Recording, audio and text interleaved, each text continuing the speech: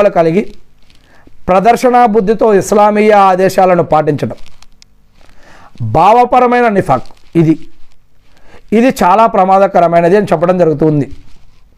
అదేవిధంగా రెండవది అల్లాహ్ సుబ్హానహు వ తఆలా మరియు ఆయన ప్రవక్త ముహమ్మద్ సల్లల్లాహు అలైహి వసల్లం గారి యొక్క ఆదేశాలను సత్యమైనవిగా భావించి వాటి ప్రకారం ఆచరిస్తూ కొన్ని పాపాలను ఆచరించడం ఆచరణాత్మకమైన నిఫాక్ అంటారు. ఉదాహరణకి అసత్యం పలకడం, తిట్టడం ఇలాంటివి అన్నమాట. ఆచరణాత్మకమైన నిఫాక్ గలవాడు అపరిపూర్ణ ముస్లిం, పూర్తి ముస్లిం కాదు.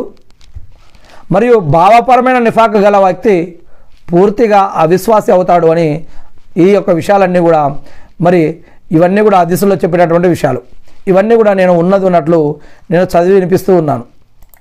ఇకపోతే ఇవన్నీ మనసులో చెడు ఆలోచన వస్తే గనక వెంటనే పాపం కింద రాయటం జరుగుతుంది. అంటే మనతోటి దైవదూతలు ఉంటారు. ఈ యొక్క అదేవిధంగా ప్రతి మనిషితోటి జిన్ను మరియు దైవదూత కూడా ఉంటారు. అంతేకాకుండా మనతోటి దైవదూతలు మనం చేసే కార్యాలను కూడా రాస్తూ ఉంటారు.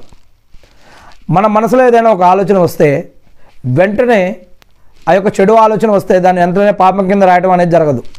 కానీ దానిని అమలు చేస్తే గనక అప్పుడు దాన్ని ఒక పాపం కింద రాయడం జరుగుతుంది. అందుకే చెడు ఆలోచన వచ్చినా, చెడు కలతలు వచ్చినా వెంటనే మన మనసులో వస్తే గనక వెంటనే కల్మా చదువుకోవాలని ప్రవక్త ముహమ్మద్ సల్లల్లాహు అలైహి వసల్లం గారు చెప్పారు. అషహదు అన్న లా ఇలాహా ఇల్లల్లాహు వా అషహదు అన్న ముహమ్మదన్ అబ్దుహు వా రసూలుహు అని కల్మా చదవడం కానీ, లేకపోతే ఔజు బిల్లాహి మినష్ షైతానిర్ రజీమ్ అని అంటే శాపగ్రస్తుడైన శైతాన్ బారి నుంచి వల్ల నేను నీ యొక్క రక్షణ వేడుకుంటున్నాను అని చెప్పడం కానీ, అల్లాహ్ యొక్క సైతాన్ యొక్క వస్వసా నుంచి నన్ను కాపాడని చెప్పి అడగడం కానీ, లేదా అదే నమాజులో ఉంటే కనుక ఔజు బిల్లాహి మినష్ షైతానిర్ రజీమ్ అని ఇలా అనుకోవటం కానీ, ఇలా ఇంకా అనేక పద్ధతులు ఉన్నాయి. ఇక సైతాన్ మానవ శరీరంలో రక్తంలో కూడా దూరి ప్రవేశించగలుగుతాడు అని ప్రవక్త ముహమ్మద్ సల్లల్లాహు అలైహి వసల్లం గారు చెప్పడం జరుగుతుంది. ఖురాన్లో కూడా ఈ యొక్క విషయం చెప్పడం జరిగింది. ప్రవక్త ముహమ్మద్ సల్లల్లాహు అలైహి వసల్లం గారి వెంట కూడా ఒక సైతాన్ ఉన్నాడు, మరి దైవదూత ఉన్నారు. ఆ యొక్క సైతాన్ని ప్రవక్త ముహమ్మద్ సల్లల్లాహు అలైహి వసల్లం గారి వద్ద కల్మా చదివాడు అని ప్రవక్త ముహమ్మద్ సల్లల్లాహు అలైహి వసల్లం గారు చెప్పారు. ఒక జిన్ను ఒక సైతాన్ కూడా ప్రతి మనిషి వెంట ఉంటారు. అలానే ప్రవక్త ముహమ్మద్ సల్లల్లాహు అలైహి వసల్లం గారి వెంట కూడా ఉన్నారు. మరి ప్రవక్త ముహమ్మద్ సల్లల్లాహు అలైహి వసల్లం గారి వెంట ఉన్నటువంటి ఆ యొక్క జిన్ను మరియు అదేవిధంగా సైతాన్ మరియు దైవదూతల పేర్లు ఏమిటంటే, ఒకరి పేరు వస్వాస్, రెండవ పేరు